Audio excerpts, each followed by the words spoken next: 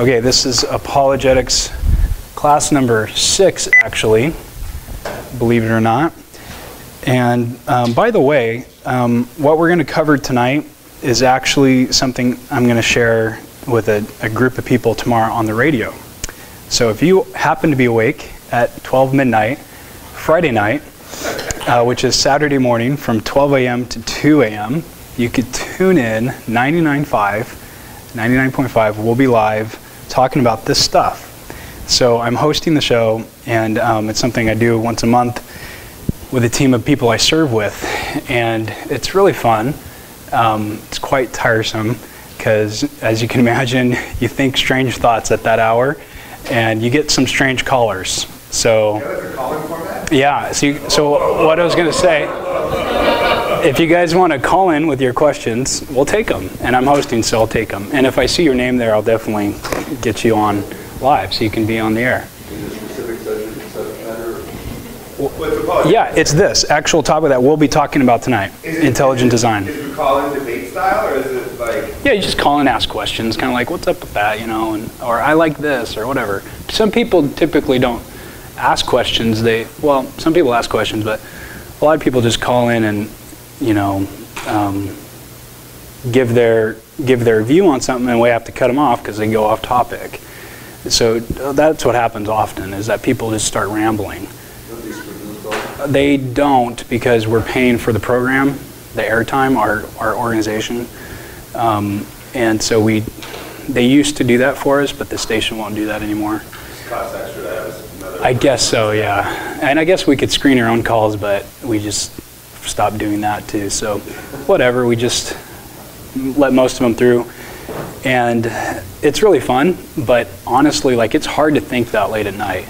So when I go, like, I'm loading up on coffee, and it still sometimes doesn't help because it's just late. So You do this weekly? I do it monthly, but we do it weekly. The other teams go when I'm not there.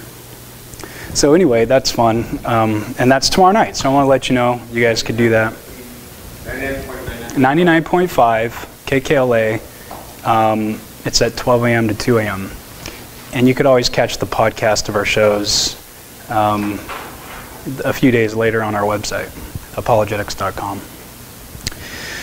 All right, so let's get moving. Okay, I'll draw your attention to the first page again, because there's an error that was pointed out last time we met. And I know none of this is fresh in your minds because you had a week off and everything. So I just wanted to tell you that this has been updated, and there are some clarifications made here.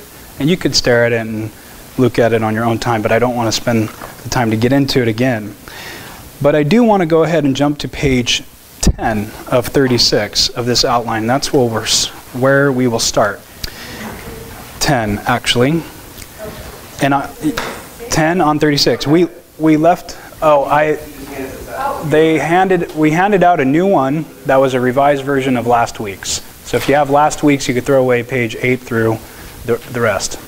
And there's copies over here on that table.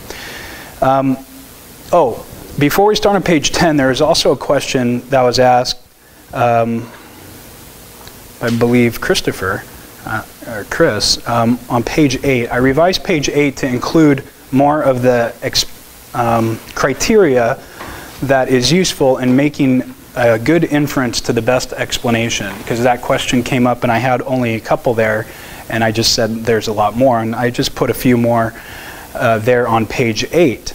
And that is what people traditionally use to make a judgment on what criteria best suits a hypothesis or a theory when explaining it.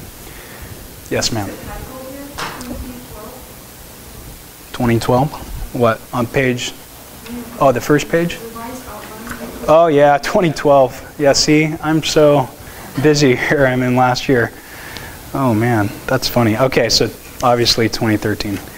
Okay, so back to page 10, and we'll start there. I'm continuing a little conversation on the page before, which I don't want to go into right now, but I'm basically distinguishing between a design inference and a design argument, and I'll explain that a little bit more later, but that's why it starts off with but, a very unique. Okay, so the idea here is that we're just going to look at this little argument. And these two guys, William Dembski and William Lane Craig, basically put this argument together, not necessarily together, but they seem to both be using it. And again, we're looking at intelligent design, by the way, if you're kind of still out of it. This is the second week we're talking about intelligent design and not looking at any scientific evidence at the moment, but we're just looking at intelligent design as a concept and a way to think about nature. And so these two guys have basically formulated this type of argument, and it says in point 1 there, the fine-tuning of the universe is due to either physical necessity, chance, or design. So when we're thinking about the cosmos, people talk about it as if it's fine-tuned for life to eventually form. It is not due to physical necessity or chance. So that's premise number 2. And premise number 3 is just the conclusion, actually. Is therefore, it is due to design. So this is a philosophical argument, and it's got premises and conclusions, and a conclusion, and its soundness is based on the truth or falsity of the premises, which depend on probabilities, which are based in scientific observations and mathematical modeling. So in and of itself, this argument here as laid out is pretty simplistic, and it has theological implications. But those implications are irrelevant to the argument itself. So if you remember back on page 1, last time we met, 2 weeks ago, we talked about the two options of the universe, intelligently designed or naturally produced. Those are the two options, and as you can see, everything to the right of those options are implications of those options. They don't have anything to do with the options themselves. It's just what you can draw as an implication from that. And so the same thing is true of this argument. If you conclude that something is designed, it doesn't necessarily mean that there's a Christian God that designed it. It could mean that there's a bunch of gods, or the universe itself is a god or has gods within it, like we talked about with pantheism or panentheism, or aliens came from another region and brought life here. So again, this argument in and of itself is a philosophical argument that has theological implications, but those implications don't relate or influence the argument itself. So why necessity and chance? Why pit those in this sense against design? Well, this is just what happens when you're talking to a naturalist. You get these two ideas, necessity and chance. These are the two options the naturalist employs when explaining the causes and developments of the universe, life, and biological complexity. So mainly we see this in evolution. So when people talk about evolution, they talk about a joint cause of physical necessity and chance acting together. And the way this works is that in evolution, you have chance equating to random mutations in DNA, and Darwin referred to this as just variation. But neo-Darwinism would say that these are based in the DNA strand itself. That's where these random mutations originate from. It's based on that double helix molecule, which we'll talk about next week. Physical necessity then would be natural selection. So in the theory of evolution, you have basically 3 components: natural selection, random variation, random mutation, and the last one, common descent, or universal common descent. And so what the naturalists will do is they'll say that physical necessity and chance together, jointly combined, is all one needs to explain the life that we have here on the planet. Okay? Now, Dembski holds, William Dembski, he is a philosopher and mathematician, and he has been very influential in the intelligent design movement. Dembski holds that this argument is only valid if probabilities are such that the design option is more probable than the physical necessity and chance options. So in other words, we talked a little bit about what criteria is used to make an inference, or the right inference.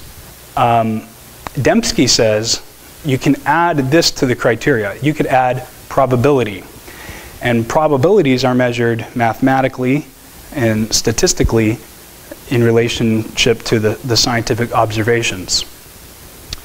And we're going to look at the scientific observations next week, but this week we're going to talk more about the probabilities and the math. Dembski, point H, that is Dembski, is stating that one can, you could cross out make there, one can justifiably make an inference to the best explanation by knowing the probabilities which are based in scientific observations and mathematical modeling.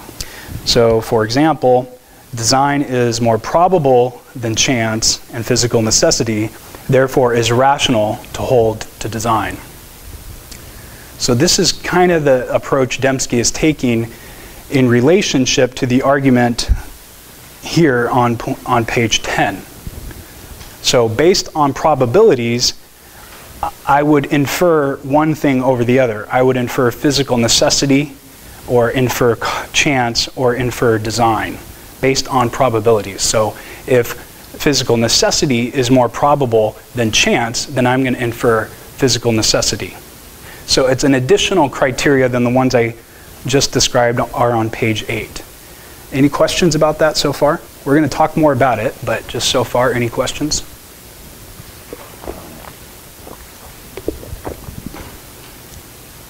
Is that an over here? Sorry, I didn't, oh, okay. G is referring to other data. G is referring to, say it again?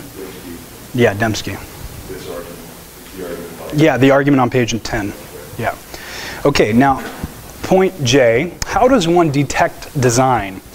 All right, how does one detect design? So if I'm looking at an organism, I come across this strange thing on the beach, let's say, and it's like a jellyfish, lobster creature thing. And I'm wondering, how did that get there? What is it? What does it consist of? You know, blah, blah, blah. I ask myself all these questions. How would I go about saying that that thing was design or had design influencing its development? Well, William Dembski has been instrumental in the ID movement, and he's formulated this explanatory filter. So this is kind of like a flow chart. And by following this flow chart, one can detect design. So based on what I input into the flow chart, I'm going to get an output that is either going to be physical necessity, chance, or design. And whatever I put in there will influence the result. So if I put in there something that is operational in nature, then I'm going to get an operational result. If I put in something that's based on origins, I'm going to get an origin result. So we're going to look at that right now. And again, this flow of thought of this filter is very similar to the flow of thought of that argument on page 10. So you could turn the page, and you could see that there's a kind of a flow chart here on page 12. Now, we'll just go straight to the flow chart, and then I'll go through 5 through 8 there. So the question is, how do we detect design? So if you look at the top, it's a start, so that's where you start. And then after that, you immediately hit the question contingency. Contingency. What is contingency? What does that word mean?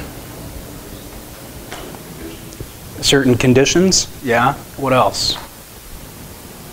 Contingency. What is it to mean that I'm contingent? It's variable. Yeah, right. And another way to phrase it is it's not necessary. It could have been otherwise. It could have been different. It didn't have to be this way. It's contingent. It's based on the conditions, and it could have been another value, for instance. So if I'm saying that something is not contingent, then it's based out of physical necessity. So it's the item to the right. So you say no, and you go to the right. If it is contingent, then you move down to this question, complexity. Complexity refers to something's improbability. Now, when we think of complexity, we think of something intricate or very well thought out and complicated. But in this sense, it doesn't necessarily mean that. It could mean that, but not necessarily. It more, in this sense, means improbable. Okay? Now, if you go back up, since we're talking about probability, to the word contingency, that is basically not improbable. That means so probable, it's 100% likely to happen. So in other words, if I get hydrogen and 2 hydrogens and 1 oxygen together, 100% of the time I'm going to get water in the right atmospheric conditions. So contingency is necessity, or not contingency is necessity. So that means 100% of the time I'm going to get this result. It's necessary. It's the necessary outcome. It's physical necessity. That's the idea. Now here, complexity is improbability. So if I'm saying that something is improbable, then I'm saying yes and I can move down. If I'm saying no, it's not improbable, then chance is the option to the right. Okay, so then we have necessity and chance to the right already spelled out. That's how you can get to those options. Now, third on the list is the question specification. Specification has to do with this idea that something is independently patterned. In other words, it has information or some sort of specification in the thing itself. And the idea with this is that it's almost 100% improbable. So as you move down, your improbability increases. As you move down the flow chart, your improbability increases. Once you get to specification, if it passes that test, then it's basically 100% or almost 100% extremely improbable. So 99.99999. And then that's how you can arrive, if you answer yes to that question, at the word design, or at the concept of design. If it's not, then you go to the right and it's chance. Now, the whole point of this explanatory filter and the design inference is to differentiate between purely naturalistic causes, unsupplemented by design, and natural causes supplemented by design. So this whole explanatory filter is not meant to show that there is a natural cause or design cause, but it's asking the question, does the natural cause, either an originative cause or operational cause, rely on or require designing intelligence? So the whole point of intelligent design as well is not to say that it's either a natural cause or intelligent design cause, and it's one or the other. It's just to say that if you have a natural cause, does that natural cause have design in it, influencing it, or does the natural cause rely on design or depend on design in any way? That's the whole idea, is that when I arrive at this organism and I'm trying to figure out what it is design a feature of that thing in relationship to its natural development? Okay, so here it's an inference to the best explanation. Again, we talked about that last time. It's abducted reasoning. It's inference to the best explanation. You either get necessity, chance, or design. Which one do you get? It depends on the probabilities. Let's take, for example, a bank safe. Suppose I go into a bank to rob it. And I have a lot of experience with this. You typically, thanks for the courtesy laugh here, second row, A+, gold star. So I got this bank safe, and I'm trying to go in there, and I got this lock combination, 1, 2, 3, 4, 5, whatever, and I'm trying to rob this thing, and I have no idea what it is. So I just go in there and start trying stuff, and suppose it has 10 numbers I have to put in sequentially. Okay, so there's an order. I have to go to 3, and then to 8, and then back to 4, whatever. and there's 10 of them. And if I don't get all 10 of them right, then I'm not getting in the safe. Well, the idea here is that the improbability of me getting in that safe is extremely high. So we would call that complexity, because it's improbability. So think of complexity again as improbability. Now, suppose I had my whole life to stand in front of this thing and turn that knob and just waste my life away doing that. And suppose I just never moved and I just kept cranking at it and I die at like 90 or whatever. Well, the chances are, because it has 10 in a row required numbers to get in, and I have, say, I don't know, 10 to the, I don't know, let's say 100th power of opportunities, the probability of me getting in that is 10 times 10 to the 100th power. So that's, based on how I remember things, 10 to the 1,000th probability equals. 10 to 101. Sorry? 101? Okay. 101st. It's been a while. That's a much larger number than, yeah. And I'm an engineer, so we don't deal with probabilities too much. Sorry for the bad handwriting, but you get the idea. Is that the way to spell this out mathematically is probability equals m times n times, I believe, n. So this is the opportunities. No, this is the opportunities. This is the resources, which means the numbers.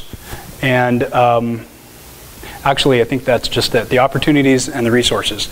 So the whole point of that is just that I can arrive at a calculation of probability.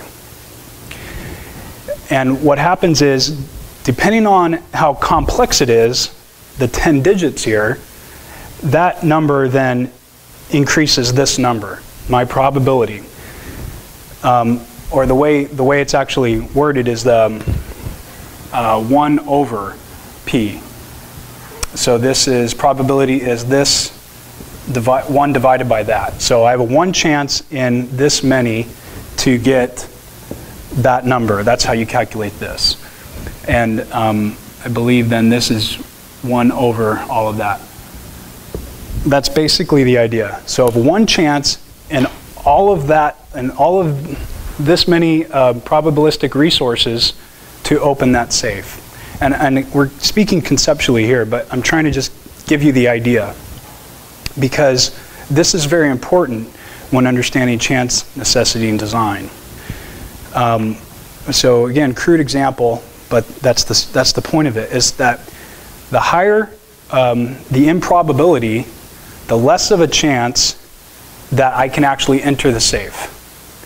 So to say that something is based on chance is very hard to do when the improbabilities are so high. So if something is extremely improbable, then it's less likely that chance caused it. Or in other words, one shouldn't infer chance if something is extremely improbable. How improbable? We'll talk about that in a second. So the inference to design on page 13, the inference to design is validated based on the probabilities and specified information found in the object or event. So it depends on what we're talking about. That will determine the probability. That is, something can be said to be designed if it exhibits what we're calling specified complexity.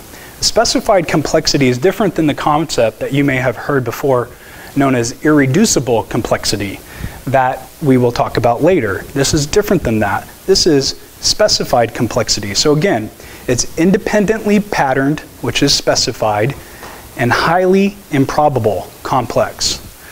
So if an observer detects specified complexity, the organism or universe is inferred as designed. So if I find something, now I've tried to demonstrate what is something that we can call complexity, but if I add to complexity this idea of specified, that there's an independently patterned something, information we can say, then with these two combined, I can infer that something is designed. So if an observer detects specified complexity, the organism or universe is inferred as design. And again, it's not just that something, that the phenomena are highly or even extremely improbable complexity, but it is the fact that the event conforms to an independently patterned specific, which can be thought of as specified complexity. So I'm just trying to demonstrate what these words are. It has to be both. It can't just be complex, because I can say that I got in that safe based on chance. If I just give me enough time, give me enough opportunities, I'll get in there. It may take me, a trillion years, but I'll get in there. And I can't say that it was designed. It was based on chance that I got in there. But if I go in there and open it up the first time, then I'm talking about information being involved, specification. I have some independently patterned something that I'm using to get in there. So something that is highly improbable for me to do, if I go in there on the first time and do it, then I have both of these things combining together, and that's what we're calling specified complexity. And then someone could say, you knew the code. You knew how to get in that safe. You got in there the first time. You took something that was extremely improbable. The chances of somebody getting there was this low, and you got in there the first time. So someone is right in inferring design, or inferring that I knew the code. That is a logical inference. It wouldn't be based on chance. Now, point 14, specifications are epistemically objective and complexity is ontologically objective. We don't have to talk about that, but it's just to give some of us amongst us a little food for thought. Now, similarly, we can think of a bridge card game. Who plays bridge here? Anybody? Okay, let's say poker. Let's use the word poker. Okay, let's think of a poker game. And someone deals out a royal flush, first hand. You sit at the table, dealer gives you a royal flush, all spades. Okay, let's think of that in our mind. A perfect bridge hand, or a perfect poker hand, let's say, is a royal flush. And it's different from a random bridge hand. Let's say Jack, Ace, 2, 5, and all different suits, right? They're called suits. Heart, spades, diamonds. A perfect hand is different than a random bridge hand in that it has special traits which makes its occurrence surprising and improbable. Okay? It has special traits which makes its occurrence surprising and improbable. That is, a perfect bridge hand, or let's say a royal flush, has special traits due to the independent previously formed rules of the game, and one could, before or after, detect design, a rigged deal of the cards. So based on what we know about what is a royal flush, what comprises a royal flush, if I was to get that very improbable hand the first try, one would say that was a rigged deal. And that would be, again, a logical inference. Both the improbability and the specification of the perfect bridge hand reveal a rigged deal, a designed deal of the cards. So when you get something improbable and it's specified, then a rigged deal is logically inferred.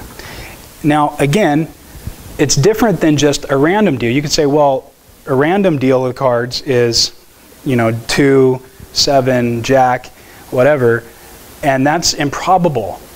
And I agree, and so is a royal flush. It's improbable. But when you add the idea of specified to it, then you get something that is logically inferred as rigged, specified complexity. Yes?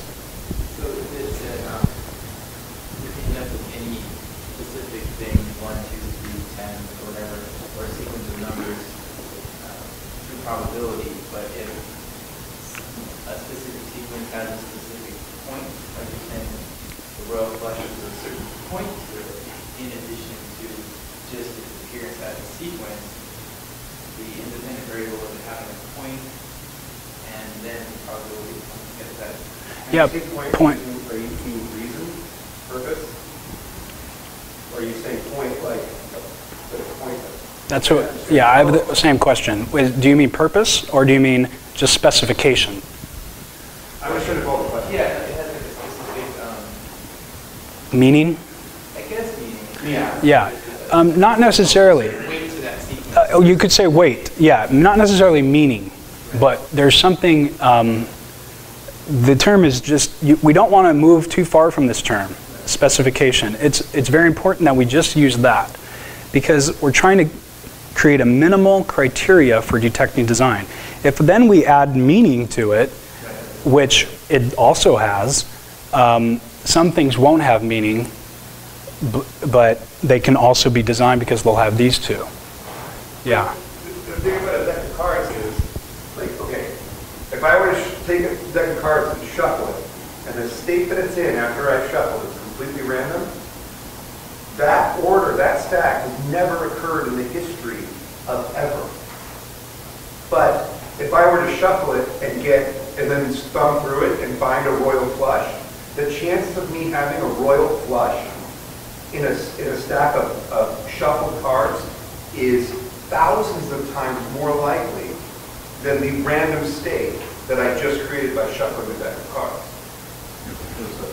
Because,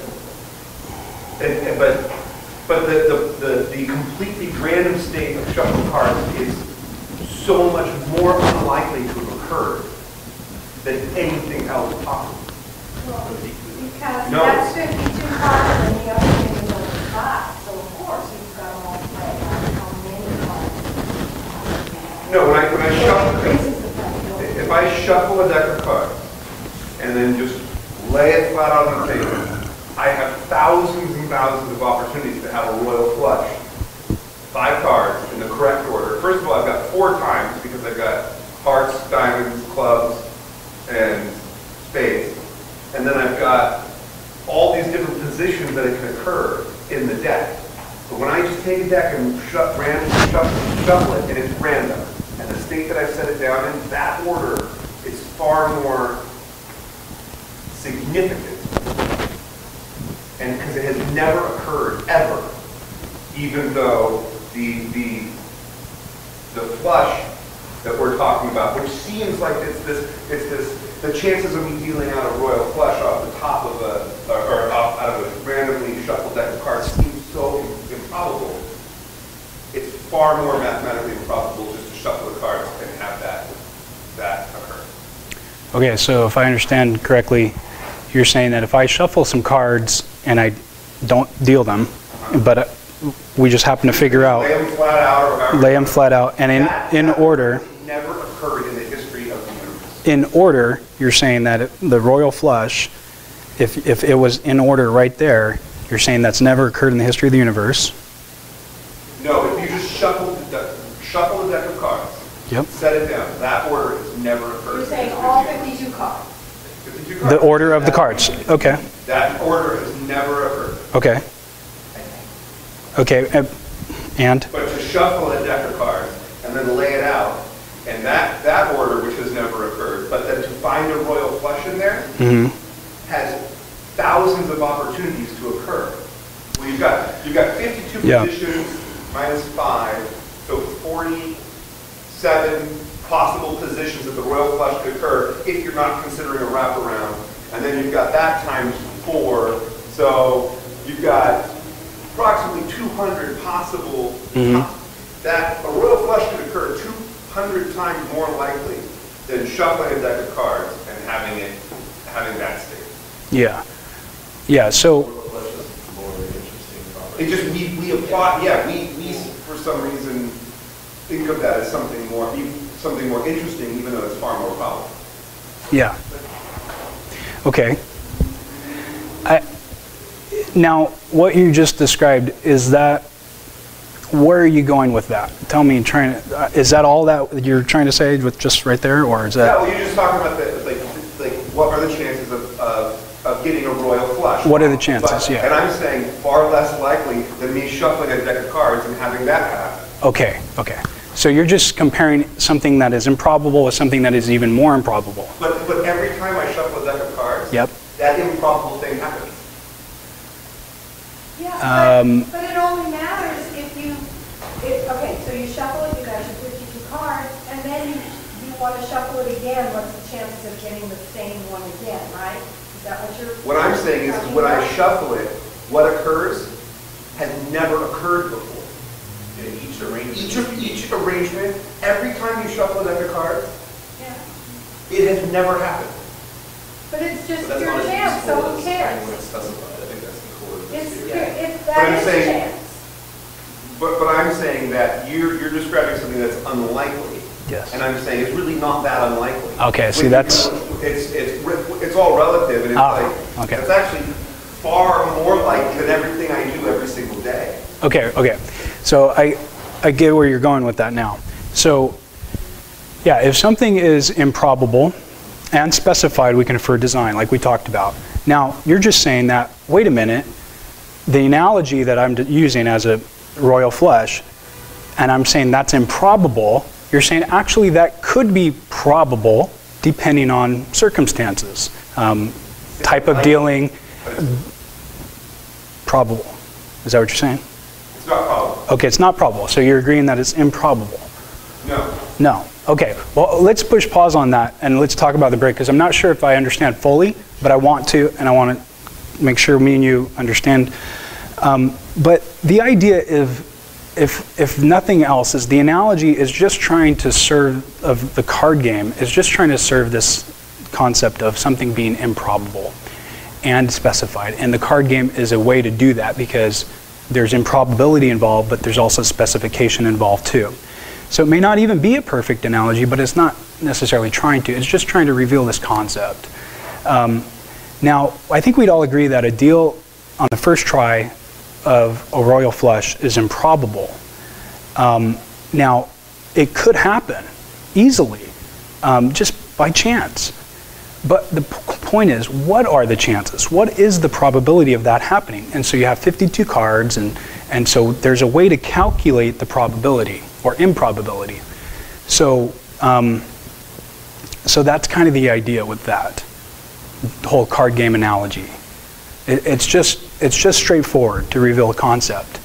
And I appreciate your question too. So thank you both for the questions. But if we can, let's talk more about that at the break, because I just really want to make sure I understand you. But does everybody understand the card game analogy just as a concept? Okay. In summary, we can see that if something is both specified and highly improbable, it is designed. And this idea of specified complexity isn't really new to William Dembski. It first originated in the 1970s from British chemist Leslie Orgel, and who it was also revisited by cosmologist and author Paul Davies in 1999. But Dembski and Meyer have been instrumental in establishing it as a method for detecting design. And this next little conversation in point 20 on into page 16 is just further elaboration on the concept of specified complexity. So I would really like you to read that on your own time, and especially item 3, where it talks about probabilistic resources and this idea of, oh, there's that equation. If you look on page 16, there it is. At the top of page 16 in item 6, P is M times N times P. And that's the probability that chance produced the event, where M and P are the specificational resources, and N is the probability that this event actually occurs with one opportunity. And then it's multiplied by P. And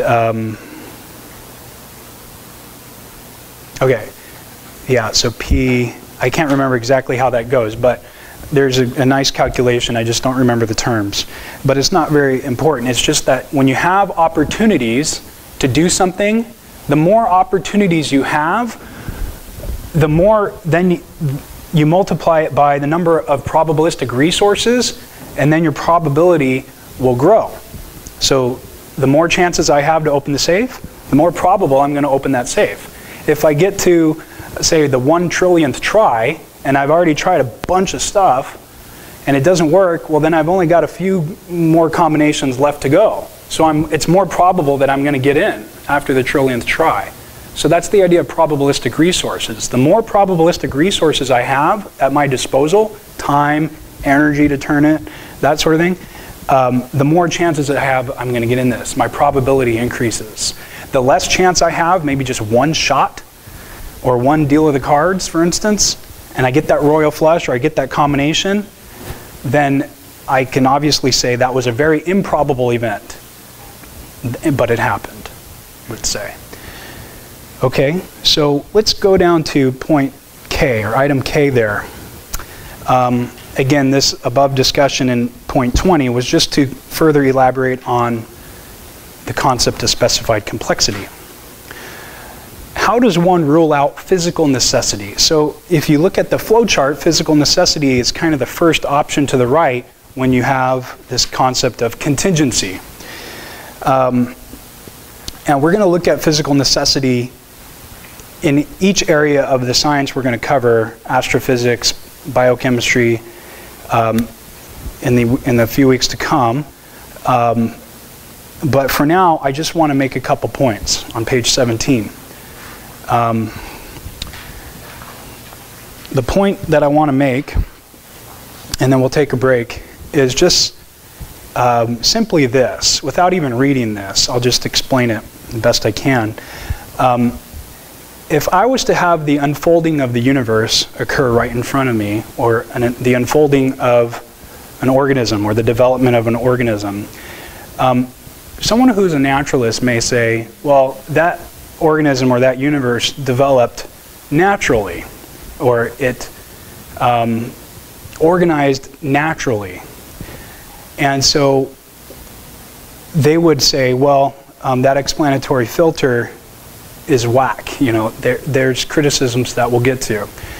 But I want to make the point that just because something, if you grant that something organizes naturally or develops naturally, you're not granting the point that order was in the object or in the universe, or specification was in the universe or the organism. Order is something of it's kind of like an abstract entity. It's something that nature presupposes when it moves something forward. So as the universe developed or organized itself, it presupposes this concept of order. It requires order to be there, existing before that order is, you could say, bestowed upon it.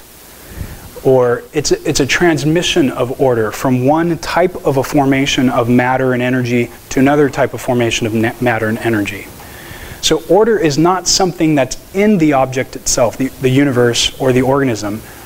The universe or organism uses order and exemplifies order as it unfolds. And so what happens is the physical or the naturalist will say that nature itself, they like to think of it as something that's self-caused or self-developed, meaning that it didn't require design or any supernatural intervention. But right here we see immediate problem is that order itself is a concept that nature uses.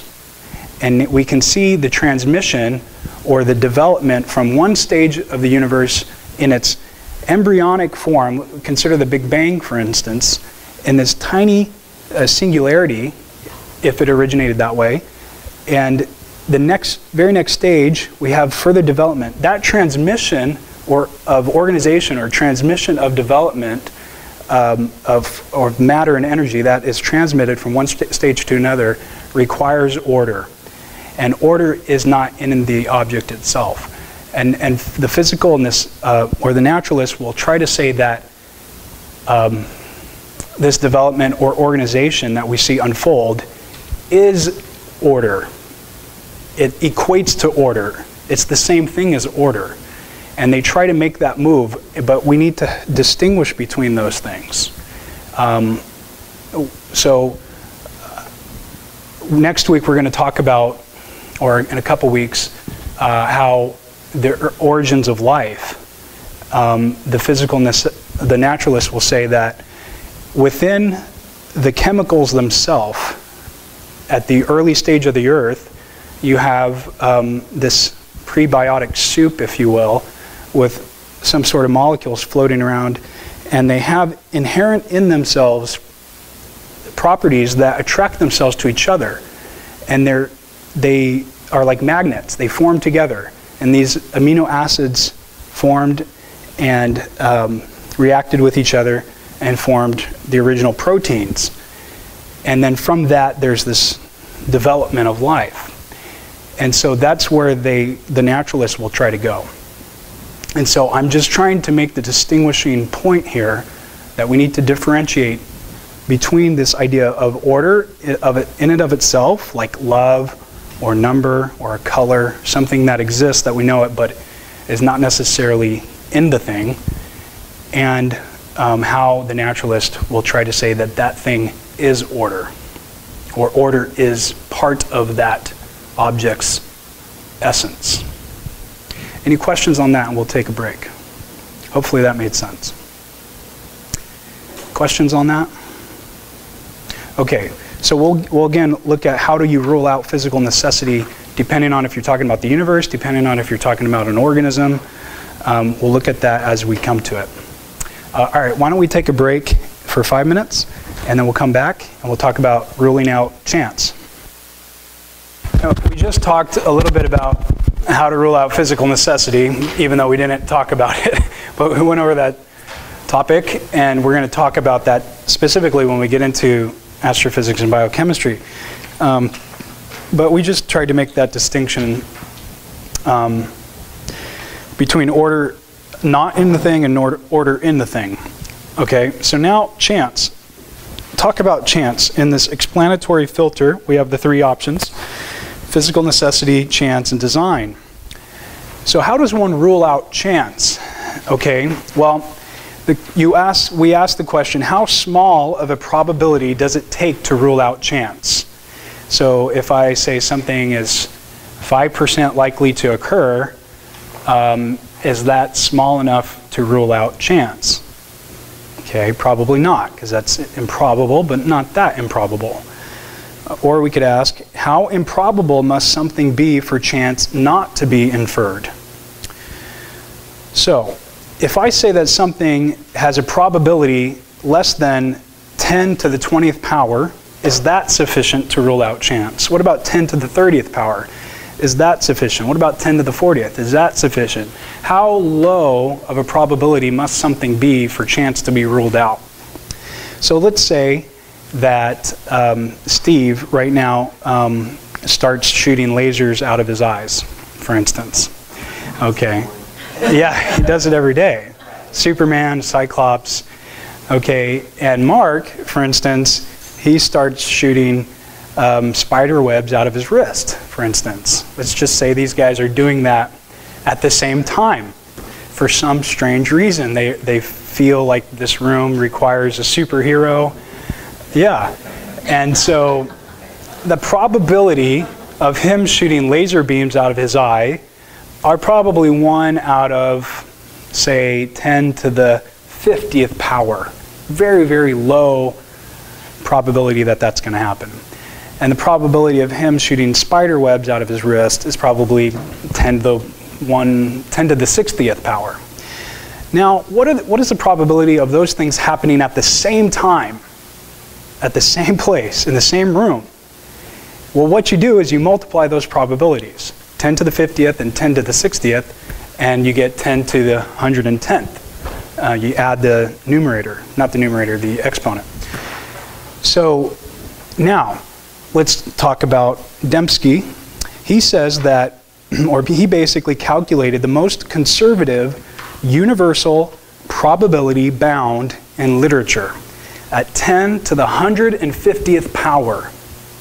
Okay, and the way he calculated that is he said that 10 to the 80th power is the number of elementary particles in the universe. Okay, so he's calculating the number of elementary particles in the universe. Then he's calculating 10 to the 45th power is the fastest possible transition rate of matter, which is equal to the number of transitions per second. Okay, so that's how fast matter can transition from one thing to another per second. And then he's calculating the age of the universe. Okay, so a lot of people think the age of the universe is like, I think 14 billion years old or something like that. 10 to the 25th power, that's the number of seconds that 14 billion years is. So he calculates the total number of specified events is less than all of these numbers combined, which is 10 to the 80th, 10 to the 45th, 10 to the 25th, and that's 10 to the 150th power. That's the total number of specified events in the universe. Now, I'm summarizing him on this, so you have to just bear with me that if you read his books, you can kind of get a better sense of what's happening here.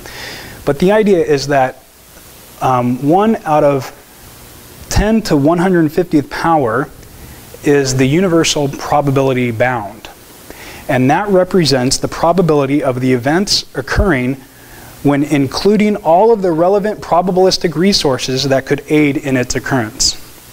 So if I get together all of the probabilistic resources in the entire universe to help Steve shoot lasers out of his eyes and help Mark shoot spiderwebs out of his wrist and help them do it at the same time, then I'm helping them. I'm giving them probabilistic resources to do that. Time, energy, materials, mutations, watching X-Men videos, whatever, to aid them in doing that. That's the idea. So something very improbable can become more probable where chance can be said to produce it with all the relevant probabilistic resources. So if I give them everything they need and help them, then that something that was once very improbable can become more probable because I'm giving them probabilistic resources. It may also remain improbable. So in this sense, chance can't be said to produce it even with all the probabilistic resources.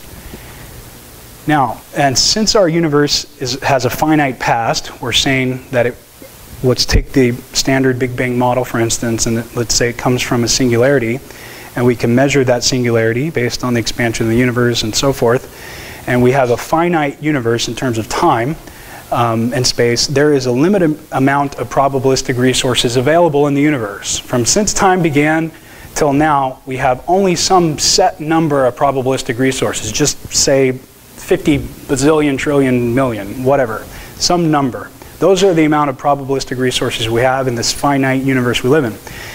So if an event has a probability 1 in 10 to the 150th power, its occurrence will remain improbable even with all the probabilistic universes, even with all of the universe's probabilistic resources. So that means that if something has probability p, and that probability p is less than 10 to the 150th power, then even with all the universe's probabilistic resources brought in, it's still not going to happen. Okay, here's a couple quotes. Go to 9.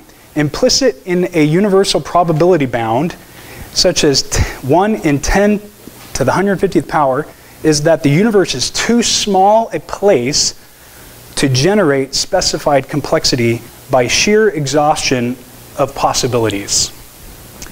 So perhaps I can illustrate it by drawing just a simple line. And I know this isn't what you'd typically expect, and maybe in an apologetics class, I don't know, but let's say that in terms of probabilities or chances, 10 to the 150th is right here. Okay? And this is a probability 0, and this is probability 1, and this is, say, a logarithmic scale, and say 10 to the 20th is here, 10 to the 50th is here, and say 10 to the 100th is here, and say 10 to the 200 is here, and again, logarithmic 500, so it's changes quickly. So if I'm saying that there's a probability, let's just say it's probable that Steve shoots laser beams out of his eye is here, Steve's lasers, okay? There's a 10 to the, say, 30th power, or before I use 50th, let's say 10 to the 30th power, he does that. And Mark, it was 10 to the 60th, so this is Mark's webs. That's there. Well, you kind of getting the idea. The smaller probability you have, the less likely that thing's going to occur. And so what Dembski is saying is this 10 to 150th power represents the universal probability bound. Anything beyond this line, he's saying that if something is less probable than that, then chance cannot be inferred, because you're taking all of the probabilistic resources that the universe has to offer since time began, you're bringing them to bear on that occurrence or event or organism or something, and you're seeing if all of the events combined could have produced something. And if that probability that you arrive at, that p number that you calculate, happens to be here, then this is beyond what chance could have done, because the universe has a finite past and there's not enough time, resources, materials, energy, whatever, to take place that it could have happened from now till since time began. So this is where you have to infer its specified complexity when you get beyond the universal probability bound. If you're on the right side, or if you have a greater probability than the universal probability bound, then chance could be inferred. But beyond that, chance can't be inferred, because there's not enough probabilistic resources in the universe. Now, suppose you have an event that is here, or an occurrence of something that is there, on this side, or greater than 10 to the 150th power. Suppose you're here, like that. Let's say amino acids, aminos turn to enzymes. Let's say at the earliest stages of life's formation in the prebiotic soup of early Earth. And energy zapped the soup, and there was a bunch of molecules floating around, and that happened. Well, Fred Hoyle, he suggests the chances, the probability of that happening is p equal to 1 in the 10 to the 40,000th power. That's what he calculated for that to occur. Now, here we're at 10 to the 500th. That's way past the universal probability bound. So what Dembski is saying is that if something is that low in terms of its improbability, or something is that low in terms of its probability, it's so improbable that chance cannot be said to produce it. That's what Dembski is saying. So here you can say chance could have caused it, and here you're saying that it was designed. That is what the explanatory filter is trying to do. Now, back to the outline. If, that is, in point 10, if probability of something occurring is smaller than the limit, then chance could not be inferred, as its improbability is beyond the limit of the actual possibilities in the universe. So specified complexity indicates that an event corresponding to the specified pattern has a probability less than the universal probability bound of 10 to the 150th power. That is, probability is so low that chance is ruled out, which is just what we were saying. So it is not necessary that probability be below this lower limit, but if it is sufficient to assert that specified complexity and definitely sufficient to rule out chance. Before I go further, I want to just correct something. I put this green line here, sorry, that I meant to put like right there. That's 10 to the 40,000 powers way out here. And so this is the idea that Dembski is presenting. And the last point I just made was that what if something is actually here? Could it still be designed? Yes, it could.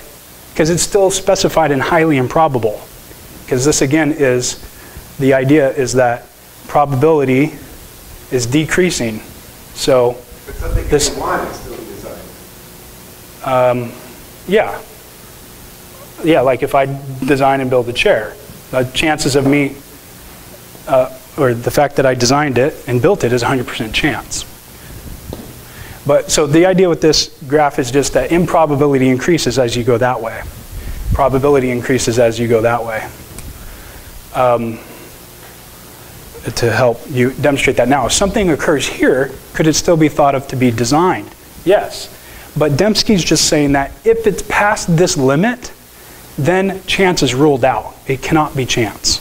Because it's too low. It's beyond the possibilities of the universe based on the probabilistic resources available. That's what Dembski's saying past this point.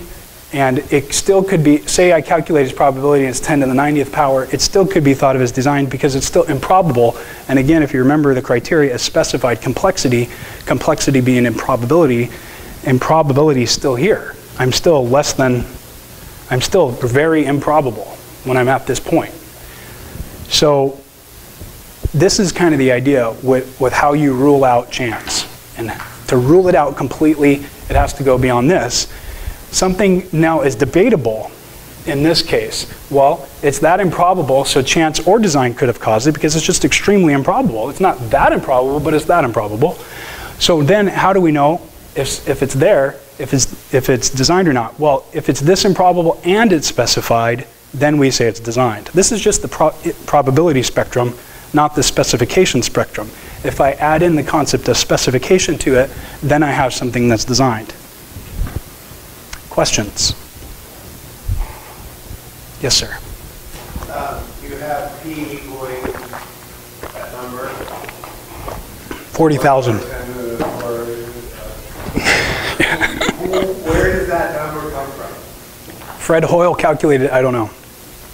I didn't figure out how he calculated it. Because, I mean, other people would maybe contest the difference. Oh, yeah. Probability. Yeah, so say amino, and again, I'm just asserting the concept. I'm not talking about this particular science here, which is what I'm hopefully going to get into next week or the next week after. Did life originate on the planet based on natural causes alone?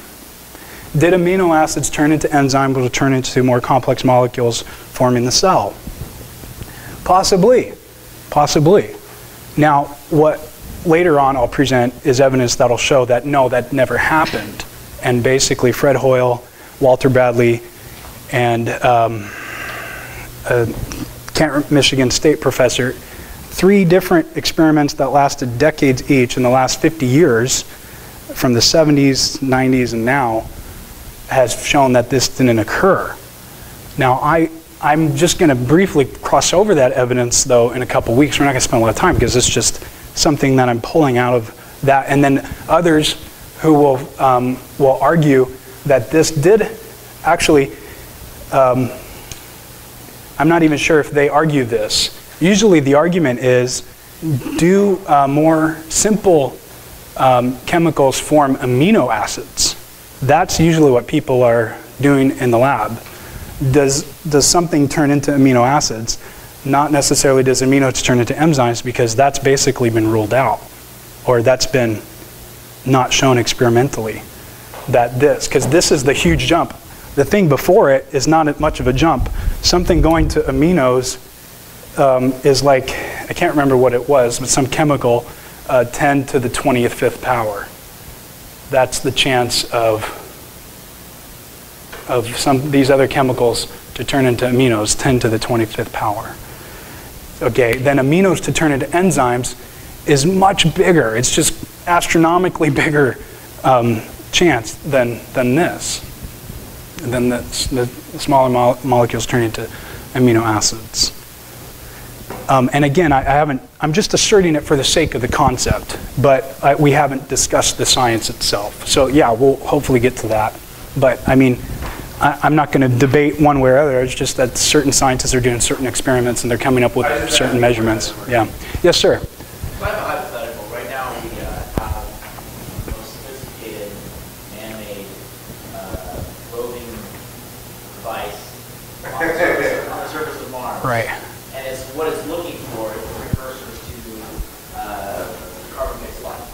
And if, hypothetically speaking, it were to find those precursors, or to find fossilized evidence of complex amino acids or carbon chains or hydrocarbons or bacteria, given the ranking of your probability, it would seem highly probable that there would be life arising or somehow populating on two different planets in our solar system. Yeah. What would that? How would you describe, or how would you attribute that? That's a good question. So say life arises on Mars. Right. Well, not life. Let's not say that. Let's just say amino acids. Okay. The point is that enzymes are not life. Cells maybe could be thought of as life. Okay. Yeah, a bacteria, Or right? prion. A what? Prion. Prion. Self-replicating protein. Okay, right. So either of those could be thought of, the later ones, maybe a cell, maybe bacteria, as life. Maybe we could categorize it like that. But that's a good point. If that is found, then that is interesting for sure. And if that is something that could be experimentally developed in the lab, then that is interesting too. But the issues that have plagued naturalists or evolutionists over the years is this formation. This simple stuff, chemicals to amino acids to enzymes, and not seeing it very well, if at all, in the lab experiments. And I'm being generous there. I mean, it's very hard to show this. There's been basically zero evidence, nil, to show this development. And we're kind of jumping ahead here. I didn't want to get into this, but I'm just trying to use that as an example. And one of the things we will try to talk about is, in maybe 5 minutes, we'll try to bring that up, which we already have done just now. So these little lab experiments I just mentioned. I can't remember the name. Actually, Miller-Urey experiments, if you're interested in doing more research on this, talking about this whole idea of self-organizing stuff. Miller-Urey, you can kind of Google that. Now, that's just one little minute point in the whole grand scheme of things. But because we're talking about the universe, we're talking about organisms, we're talking about everything with this whole concept. It's this general concept of chance versus design versus necessity. And as I've mentioned before, we're not trying to say that it's design is all there is to it. Poof, there's just a human. We're just trying to say is design involved or relied on in any way by a natural process? Grant evolution, grant singularity, Big Bang, grant all those things. Is design involved in that natural process? We can grant that as Christians, fine. We can grant that.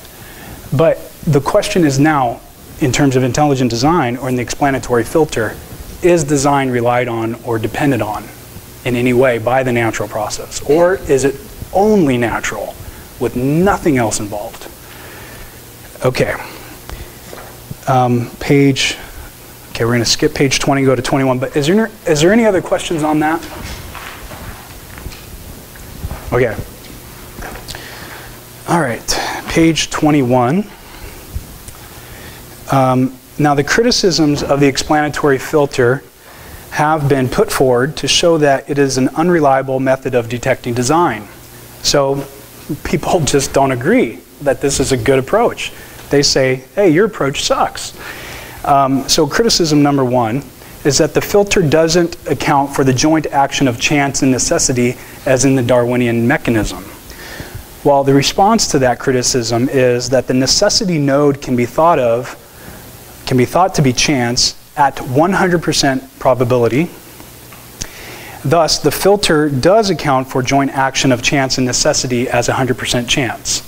So the criticism says, well, wait a minute, you say necessity and chance, but evolutionary theory involves both necessity and chance together, combined.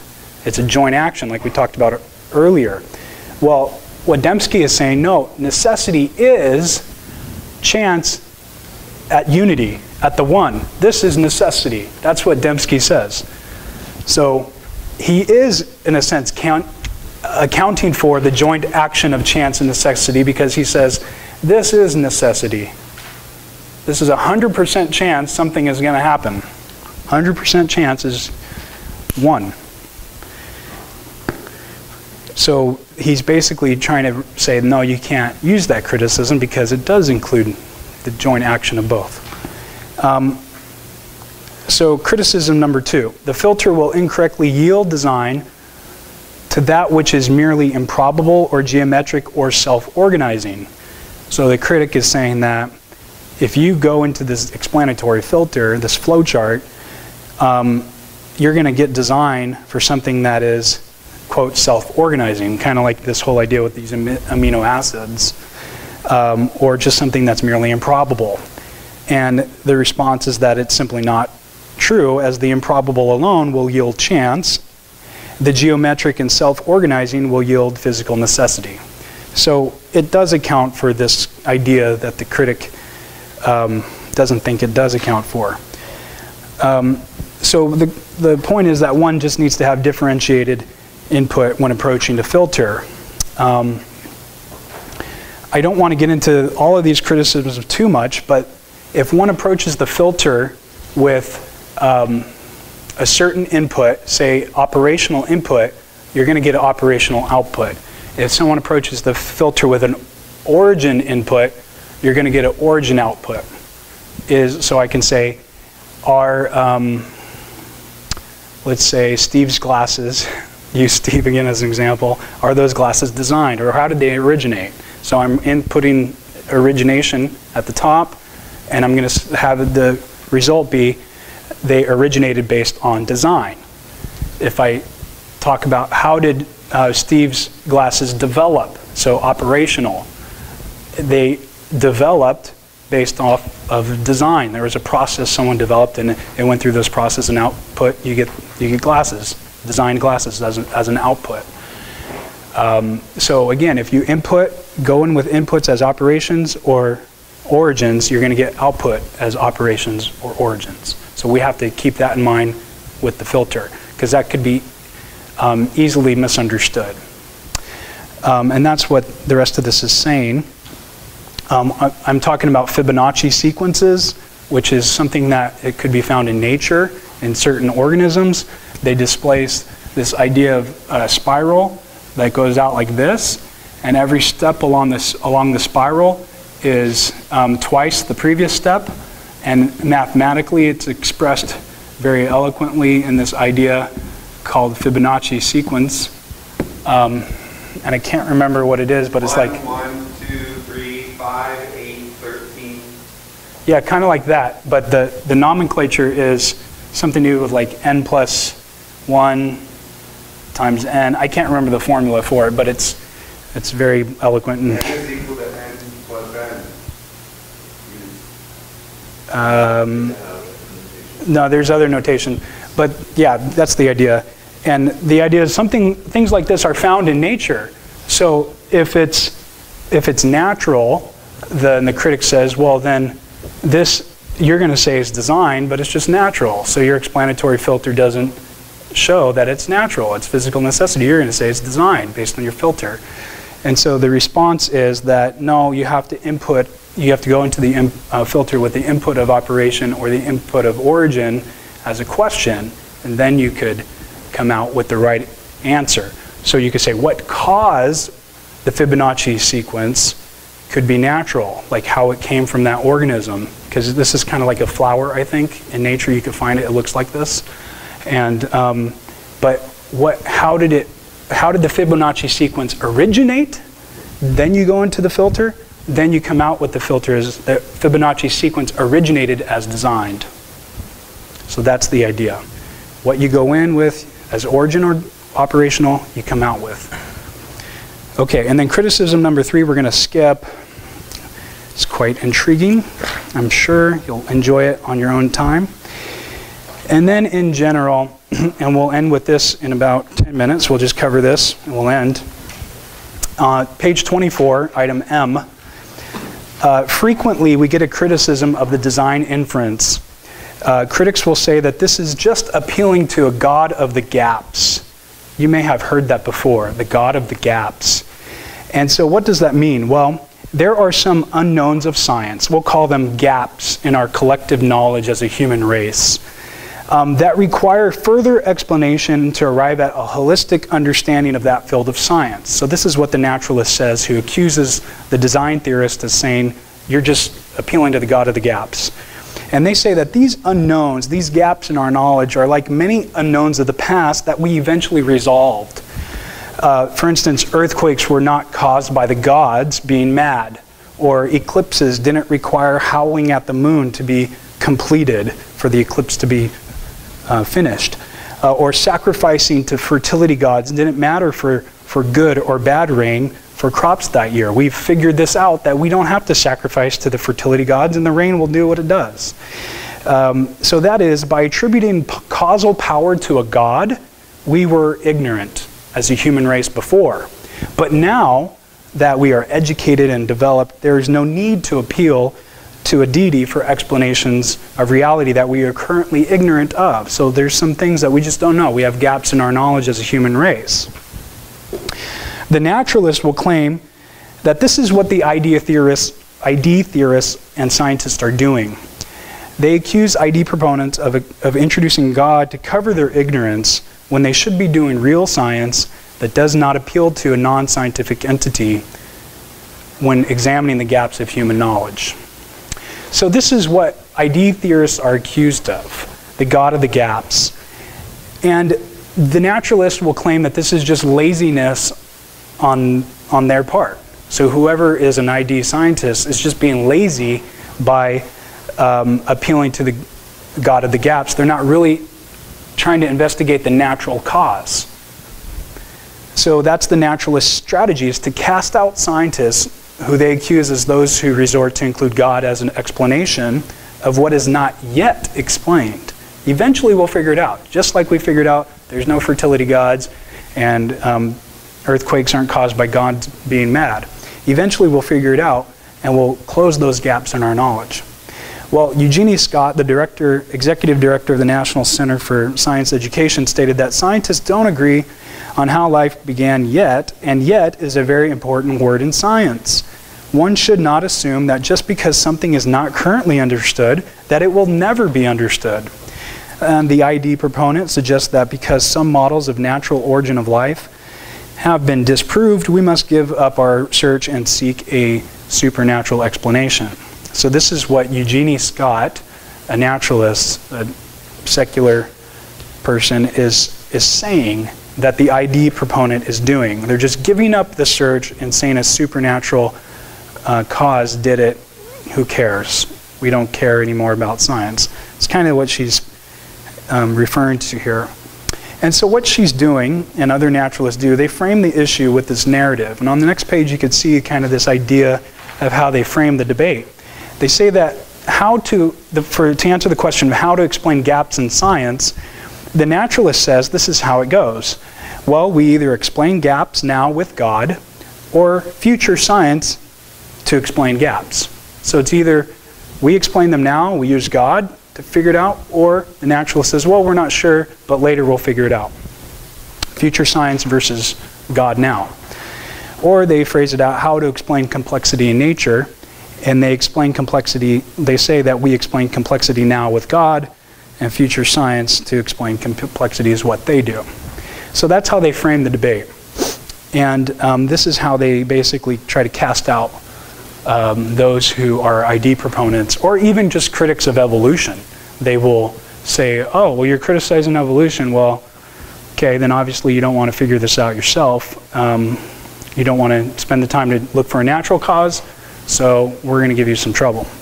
We don't have to get into that right now, but the response of the ID proponent, there's two types of responses to that, and we'll finish this up. ID proponent will either, the ID proponents who imply God as the intelligent designer will respond one way, and other people that don't imply God as the intelligent designer respond a different way. So there's two types of responses. First, if we take the response from the ID proponent who implies God as the intelligent designer, they say they're making an inference, not filling a gap in terms of our knowledge.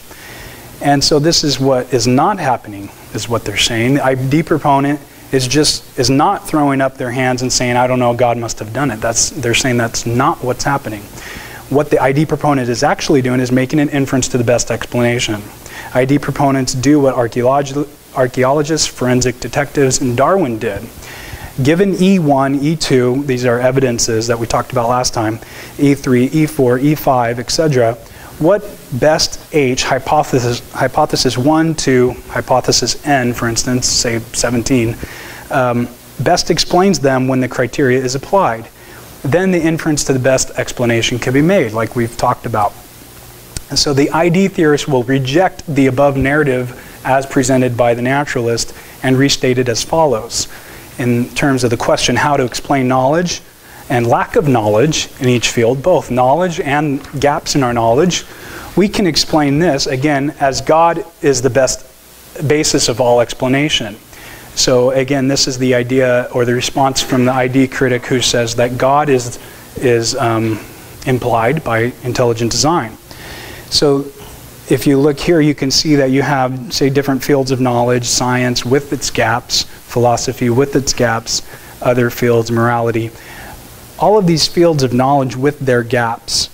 And what the design theorists will say, or a type of response, is that the best explanation to explain all of these fields of knowledge is God is the basis for all E, the fields of knowledge, E being each field. So God here is the conclusion after the investigation of what explains rationality for all fields of knowledge. God is not presupposed or assumed here as a starting point. He's the conclusion.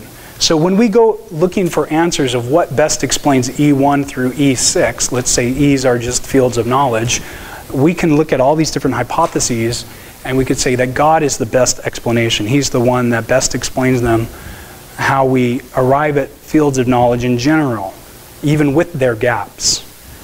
We can understand God explains how we know the content of those fields and all the fields, and he's the basis of explanation of our rationality. And gaps are just part of those fields. They're included.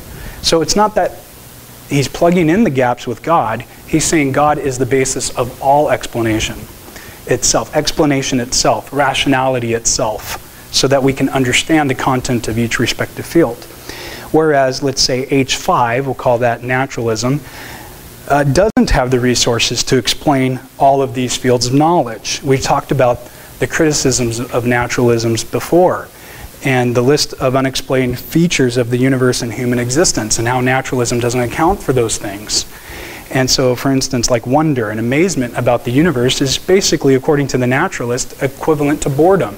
Because at the end of the day, all of those so-called experiences are just a bunch of neurons firing in the head, where I say, look at the universe and say, wow, look at that, that's amazing. Well, that's the same thing as looking at the universe and saying, wow, that's really boring. You know, and it's just the same thing. There's no way to articulate meaning for the naturalists because they don't have a basis that explains meaning, whereas the ID proponent at least does. God is the basis that explains meaning. And another example, we've talked about the features of human existence before, but say suffering of children from disease. You know, how does the naturalist explain that as being sad or unjust or wrong, instead of just what happens? This is just what happens. Natural things just cause children to have disease. And so what is being compared here is the naturalist worldview and the Christian worldview. What best explains this natural phenomena? Is it that, or how we understand it, how can we make sense of it? Rationally speaking, is it God or is it nature? And so what the ID proponent says is that God is the best explanation in terms of explaining these features of human existence. And in that sense, item 8, God is not an alternative to scientific explanation, but is the foundation for all explanation and makes explanation itself possible. So that includes scientific explanation. And the way to think about this is if you consider Henry Ford and the engine and the assembly line, he's the mind behind the mechanism of the internal combustion engine. He designed it, basically brought it to fruition. Now, we have gaps. My wife doesn't really care what's under the hood. She never will, probably, and she just wants the car to get her from point A to point B, and she's a happy camper, and she just wants it to work. And so she may not even understand it. Like I ask her questions like, do you know what a piston is? Or do you know what a cylinder is? And she just doesn't care, doesn't want to talk about it, has no clue. And she may not understand it. So we could say that's a gap in her knowledge. But that doesn't mean that it's not. Let me just read this instead of saying that. The naturalists state that when we do not understand the physics, the ID proponent is not permitted to invoke Henry Ford as the designer of the car engine. So my wife may know that Henry Ford designed the car. And just because she doesn't understand the physics, the naturalist says that she's not allowed to invoke Henry Ford as the designer. No, she knows Henry Ford designed it. And she knows he designed the assembly line and brought it all out, built the company, whatever. But the naturalist says just because you don't design it or because you don't understand it, you can't invoke Henry Ford.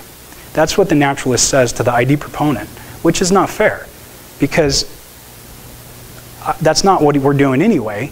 But that's just not realistic. Because just because we don't understand something doesn't mean we don't know that there's a designer. And that's the idea. Just because we don't understand certain things about the universe or the cell or something doesn't mean that we can't tell that it's the cell or the universe isn't designed. We can tell. We have ways to tell. And so the ID proponent states that when we do not understand and when we do understand the physics, invoking Henry Ford is permitted because all of the mechanisms, all of the parts we know and all the parts we don't, reveal his genius. We can see the genius of Henry Ford when we look at the car engine, for instance. And so we are justified in invoking Henry Ford, even though we may not understand everything about it, even though we have gaps in our knowledge. So Henry Ford, in this sense, is the agent behind the mechanism and is not reducible to the mechanism itself. Henry Ford is not the engine. Henry Ford is a person who's dead now who lived. Ford is the explanation, Henry Ford, he's the explanation for the existence of the mechanism. And the same thing could be said about, say, evolution.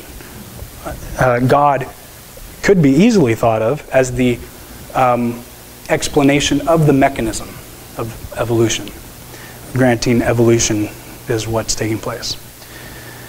And I'm not saying it does, I'm just saying that for the sake of argument. And likewise, we can say then, to hash this out fully, that God is the agent behind the mechanism of the universe.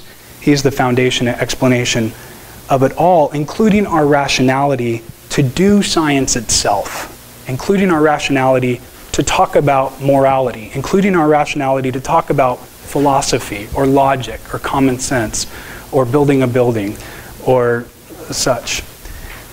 Similar examples, you get the idea. Now, if you go to page 31, there's one last thing I want to say, and the rest of this chunk is actually just additional kind of background information starting at page 33. But if you look at page 31, you can see there's a couple more responses that I have to the criticism, God of the gaps, this charge that it's God of the gaps. I would love to go into this, but I won't. But I'll summarize it for you in those last couple minutes here. The first response is that, again, we're not saying that God caused it. These are responses, again, by ID proponents who don't imply God created the universe. These are just saying that there's design. I don't know how it got there, but it looks designed based on specified complexity. So they say, well, aliens could have done it. Other gods, many gods could have done it. So there's that. So there's not a God of the gaps. It's just that we're inferring design, and what implication is drawn after that, we don't know, we don't care. So the God of the gaps charge is not applicable. It doesn't even apply.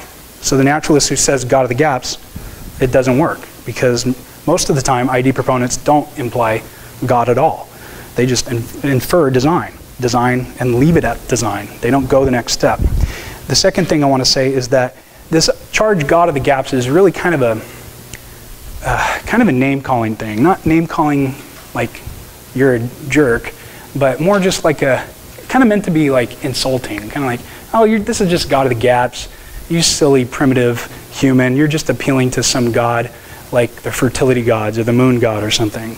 So that's kind of the idea when this is usually brought up. And this just misrepresents the view completely.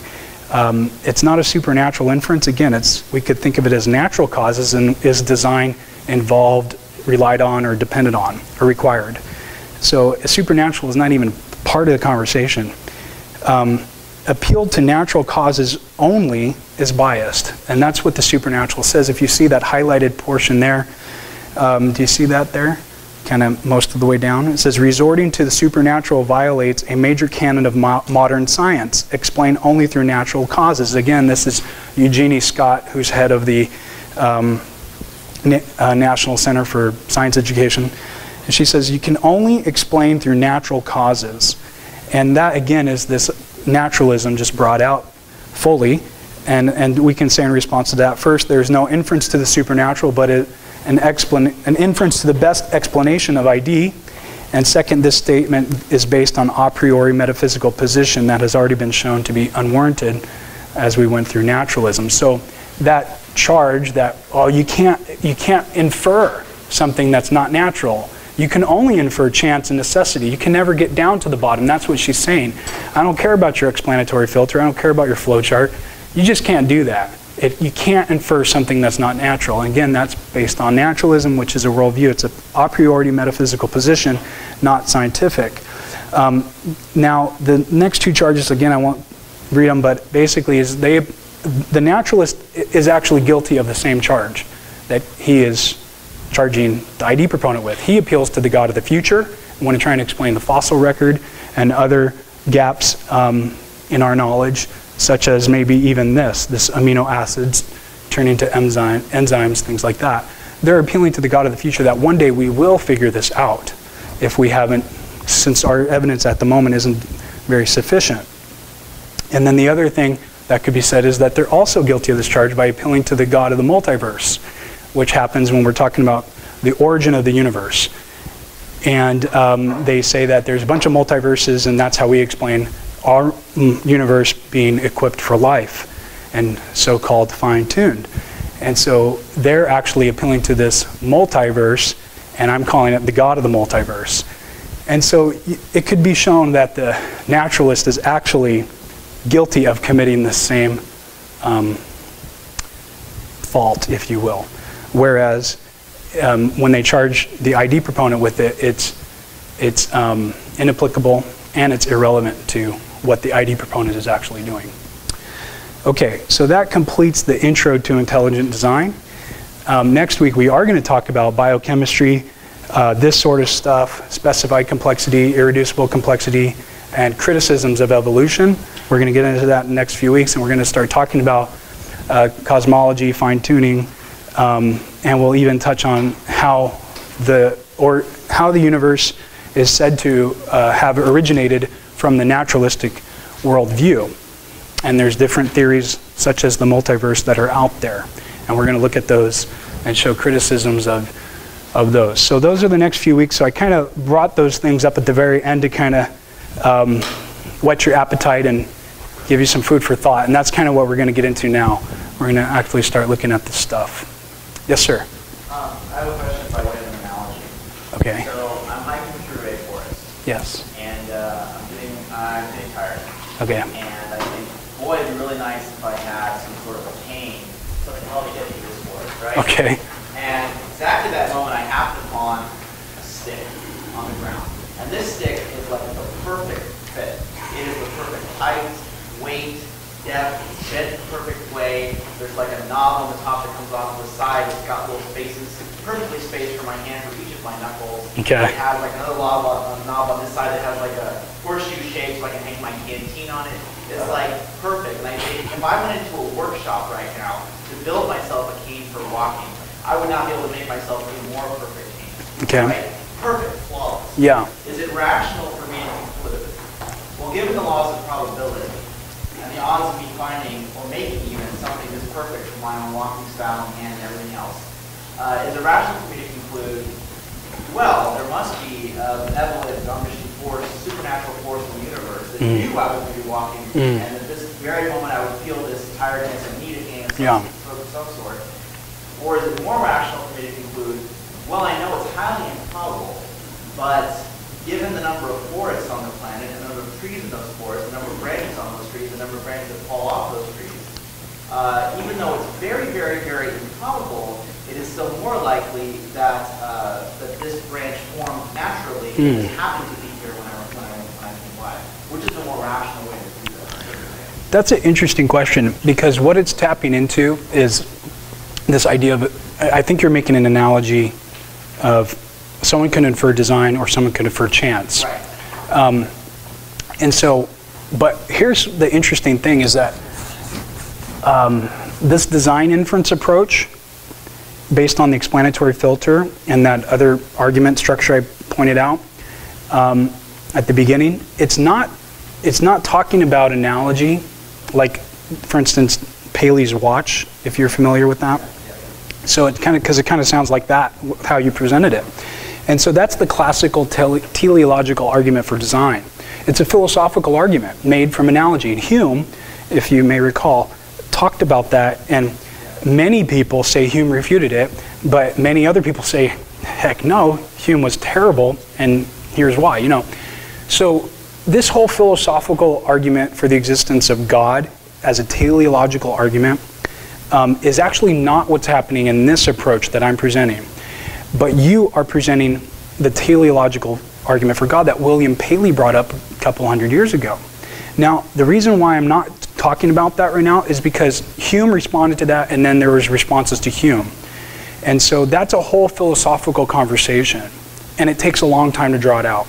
And I'm not trying to dodge the question, but I'm just saying that when we get to the philosophical apologetics class next year, we're actually going to be talking about the teleological argument for God for several weeks, because so much of philosophical literature of the past 2,000 years, even back to the ancient Greeks, they even brought that same thing up before William Paley and Hume and everybody.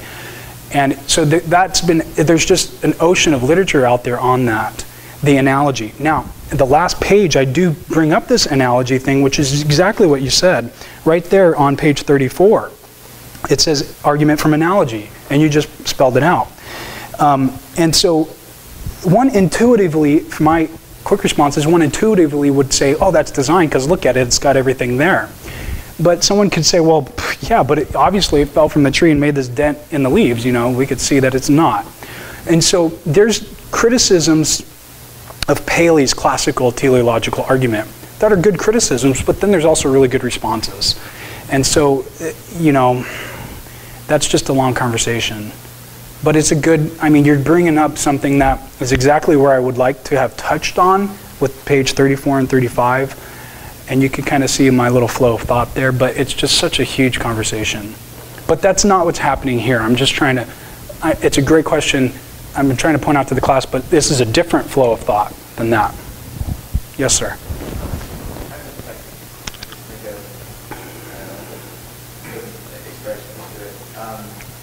I I think maybe what is being presented is that it doesn't have to be the idea of intelligent design. Doesn't have to be a dualistic outcome of that. Either an all-knowing God or the number of trees. Design. There's all these different versions. Like one could say, as a third option or a fourth or fifth, is that some guy just lost his walking stick and he found it. Right? So the basic is that it was designed, but it doesn't have to be by. So that goes into the nature of the presentation. And intelligent design doesn't have to be pigeonholed into duality. It's just the idea of somewhat design.